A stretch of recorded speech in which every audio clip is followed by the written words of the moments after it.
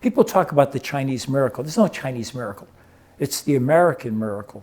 The reason all those jobs and all that activity and all that GDP growth happened is because we opened factories there.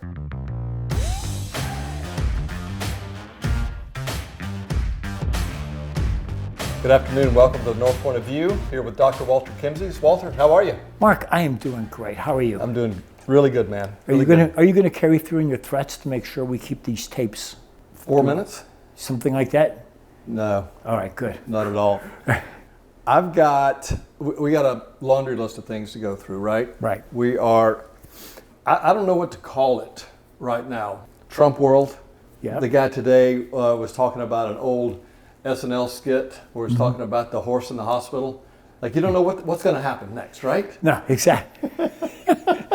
The horse is in the elevator. I got good friends of mine, both on the red side and the blue side of things, and they refer to him as Agent Orange. Yeah. And I love that. It's like, so but it's always said with respect. I mean, don't get me wrong. He's the president. Yeah, he's the president. I know you and I have a lot of things to talk about. Earlier, we were talking about the story behind the story. Right. And there are some really big stories sort of behind some of what we see being played out, right? Right. You know, you talk about the issues with Mexico and the cartels and an issue that has been brewing for decades that needs to be addressed. Right. You know, before we start on that, take the first step. I grew up in a world of spy v. spy. My dad worked for USAID. The way we got countries on our side is we gave them favorable terms of trade and we built them infrastructure. Right. So my dad's a civil engineer and he was inspecting homes that were being built for the poor and all around Brazil.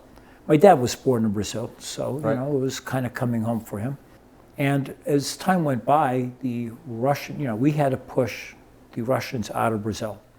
And the military dictatorship that took over on my mom's birthday in 1964, we just gotten there a few weeks earlier.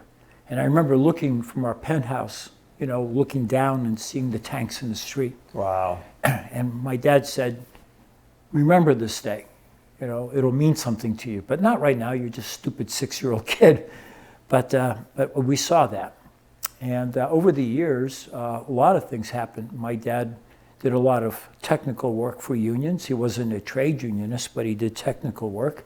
And he got prosecuted as a communist by the military in Brazil, but they couldn't prove he was, and so they set him free. And he wasn't. He was just, I do my job. I'm a technical guy. And but we had a lot of weird stuff going on. And my dad looked, English German, and he didn't look like a Brazilian, just like I don't, and but fluent in Portuguese, as am I. I grew up in the country, and people would say stuff around him, and he would pass that on. And one day I asked my dad, I said, "You're so passionate about Brazil and its future. Why would you rat on these guys?" And he goes, "I'm not ratting on them." He goes, "This is remarkable that my dad would say this to me at 50, 60 years ago." And he said, "There are only two countries in the world. There's Russia and there's the United States. And if you're not for the United States, then you're for Russia. And that's why we help America out as best we can." And he goes, and that's the reality of life. It's the reality for Europe. It's the reality for Japan, for Korea. You have your choice. It's one or the other. Pick one. Yeah. And then he said, and we had weird things happen. I mean, they used to have women call my mom and say they were going out with my dad when they weren't. One time my dad dropped talcum powder behind our front door when we left for the weekend, and when we came back, there were footsteps in it. Mm. And my dad said, "Okay, we have people come in our house." Our phone used to whir and click, and he explained that was people listening in on the calls. So I grew up with this up front and close. I mean, I knew who his friends were at the AID, at the U.S. Embassy, which was still in Rio at the time. And my dad told me, he goes, after I die, but before you die, China will be the new Russia. Because Russia is just rotten to the core. They're going to lose all the good people. What's left are just going to be terrible folks. And eventually they'll collapse, and either into Europe's hands or China's. But He goes, in your day, well, my dad died in the year 2000. The next year, China joined the WTO. That was 2001. And the American miracle in China started. People talk about the Chinese miracle. There's no Chinese miracle. It's the American miracle, right? The reason all those jobs and all that activity and all that GDP growth happened is because we opened factories there. Not because the Communist Party knew what they were doing. I mean, hell, they lost millions of people with starvation in the 60s. Yeah. No clue. Yeah. And so, and on my dad's side, he goes, there will always be a struggle for world domination. And he goes, and you have to pray that the U.S. stays there. He goes, the Pax Americana is amazing. And right now, there is a threat to the U.S. coming from China. China now has more naval ships than we do. They're building a lot of icebreakers. And they are looking at the northeast and northwest passages. And I would guess they may want to stake some land in the North Pole and say that's part of China.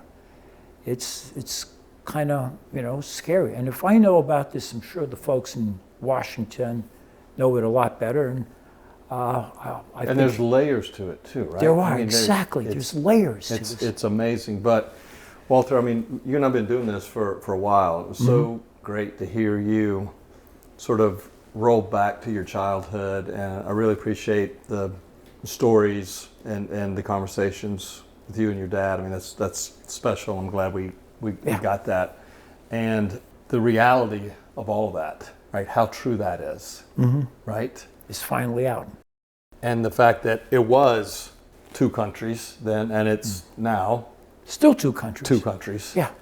Just as he predicted it would be. And again, as you and I were talking earlier, and everything else becomes a subset of that conversation. The Greenland stuff, there's a depth there. Yeah. Right? The Canadian stuff, the Mexican stuff. And being presented on stage is one thing, but there's a lot going on backstage. You can't, I mean, it takes too many words to explain this stuff. I mean, I always overshoot the time budget we have for the podcast, but it's just not a simple thing. Right. And so, I don't speak to your average voter who votes for whoever looks the prettiest, the most handsome, who they think is the most successful, whatever criteria they have. People don't do their research. They don't want to take the time and think about it. And the guys we get to hang out with and the ladies, they're a different bunch. And exactly what you said, there are layers. And so sometimes the fastest way to get the crowd to pay attention to things is to, just a couple of sentences, however, incorrect they may be, it at least gets the attention and try to push things in the right direction. We're not justifying anybody or criticizing. Right. It's the reality. There is a deep narrative. Yes. And so based on where we are right now, and we've got a lot to work with here, so we'll try to break it up into some kind of logical manner. But the thing that you said about Mexico earlier, right? Can you repeat that? Because it makes a difference, and it gives you perspective on what's going on right now. So about 15 years ago, maybe a little bit longer, my office was in Manhattan. I used to get invited to all kinds of, cool kind of United Nations related things. And on one occasion, the president of Colombia, Carlos Uribe, he spoke. And the guy at my table knew him real well. And so the president came to our table and went around and just chatted with us. Why were we there? He was curious. And so I told him, I'd grown up in Brazil, and immediately the Latin commonality between us came through, and we started to talk, and he pulled up a chair, and we sat there, just two dudes, hanging out in the middle of this nice lunch in, the Waldorf Astoria. You and the president of Colombia. And President of Colombia. I mean, I was like, what am I doing here? I'm such a privileged guy. Forrest Gump, right? You're just, exactly. I'm here, I'm in the moment. So he's the guy who got all the credit for getting rid of the Colombian cocaine cartels. Right. And she said he didn't deserve, because it was the work of many people. I just happened to be the guy who got the ball just before the goal line, right. And I ran 3 steps, and but he goes, all the work that went into getting the ball there. And he said the work was the U.S. military intervention in Colombia, because we could never get out of that on our own. It was the highest value industry, better than our petroleum, better than our agriculture, better than anything. That made the most money, and that industry will always rule. It's like America's kind of corrupted because Wall Street and finance is 40% of our GDP. And so, every president, whether you're a Democrat or Republican, it's like Goldman, JP Morgan, Citibank, you got to go up to those guys because it's a big chunk of the economy. Now, I'm not saying it's the same as the cocaine guys. We could make cheeky remarks, but that's not the intention. The point that he made to me is it was a big part of their economy. And all of their elected officials were connected to this, either threatened or bribed by these folks. And if it wasn't for the U.S. military intervention, Colombia would still, till today, be a, horrible, drug cartel, ridden country. And then he said to me, he goes, Mexico is just as bad. Mexico will never achieve its potential like we are achieving ours. Colombia advanced so much, we make technology products there. Yeah. People go there for medical treatment. You can get, Bill Glass went there a month ago on spring break with his family. Yeah, it's a very attractive place. But you can get, like elective surgery done for like $5,000, whereas you go to American Hospital, it's $250,000. So they did that. And he said, and Mexico will need the United States to intervene militarily.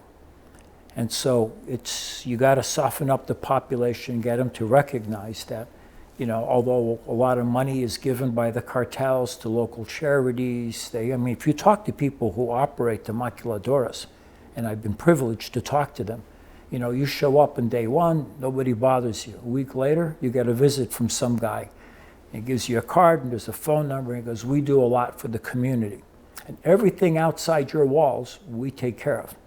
Everything that happens inside the walls, you take care of. But don't get any ideas about what happens outside the walls. Right. And we're going to get along beautifully. And, all the threats and everything implied in that. Well, that's the system. Is that good? Well, I don't think so. There's a flood of drugs coming in over the border from Mexico. Whether it starts in China or Afghanistan, it doesn't matter. Right. Mexico deserves a much better nation, a much better economy, a much better world. The people do. People don't have to live in fear. So right. I think to a large extent, that should be done. By the way, my grandmother was born in Cuernavaca, which is the Europe of Mexico. And her father built bridges in Mexico, and his dumbass son joined the Zapata Revolution, and he was out there blowing up the bridges his dad had engineered. So my great-grandfather got so pissed off that he left Mexico and went to Brazil, and that's why my dad ended up being born there. It's where my grandmother got married. But the rest of the story. Yeah, so the first part of the story is Mexico. Anyways, I love Mexico. We've both been there. It's a terrific place, and you just wish it well, and they're not in the best of shapes. And the story behind the story is that there's a narrative waiting to be played out, gives sort of the foundation for a better country for the people of Mexico. That's right. And that narrative is not being discussed anywhere that I can find right now. No, there isn't. In fact, not to piss off our European friends, but I'm going to do it anyways. Haven't done a damn thing for Mexico. Oh, we put factories there, we create jobs, but the place is a terrible place to live. Well, that's their problem. It's not. It's our problem. Ours, the world problem. If one place sucks, it makes the world a suckier place for everybody. So, you sometimes have to, fish with the different things. Sometimes you use a net and a club, and sometimes a fishing rod, and So let's hope that the latest method works. Well, I think that's a great set of stories for us to start. Sort of the context or the perspective for our next 3 or 4 podcasts. Yes. Is that there are 2 countries, 2 nations, and every conversation is a subset of that. There is a story behind the story behind the story. Right. And there's another story behind that we'll never even know. No, exactly. Correct. I was privileged to know a lot of people in the federal government and in the military, and they educated me. But I can tell you, up until recently, it was hard for me because I view the world from this angle that You need the private sector to drive the economy. You need the private sector to achieve real prosperity. And this nonsense that Xi is doing in China, destroying China yet again. I mean, a history of they reach a great point and then some idiot despot, oh yeah, I know better than billions of people. And so that's really sad, Mark. And I reread some of that history of China in the 50s and 60s, and it's awful, the starvation. It's mind-numbingly painful to read. And it's sad to see right now, up until Xi, China was on the ascent. Right. But then he came in and, he wants to be a historically significant figure. Oh man, it's all about you. That's where the problems start. So we have to help China. But the problem with America is both Republicans, Democrats, we're do-goodies. We try to help Russia out after, when perestroika started. And it worked for a little bit. Unfortunately, they elected a serious alcoholic. Remember Yeltsin? Yes. All right. So then he ended up getting replaced by Putin. It was horrible. I mean, He's off his notes. We helped China really come out, from poverty. And then what happens is Xi decides he knows more about the way the Chinese economy should be than the private sector. No. So right now we're unfortunately in a world where the policy matters a hell of a lot more. And yes, we don't know the story behind the story. So with that, we're going to roll. We've got another one coming up. You Yep. guys stay tuned. We'll see you soon, Walter. Always a pleasure. All right, man. Good seeing you, Mark. Thanks, Walter.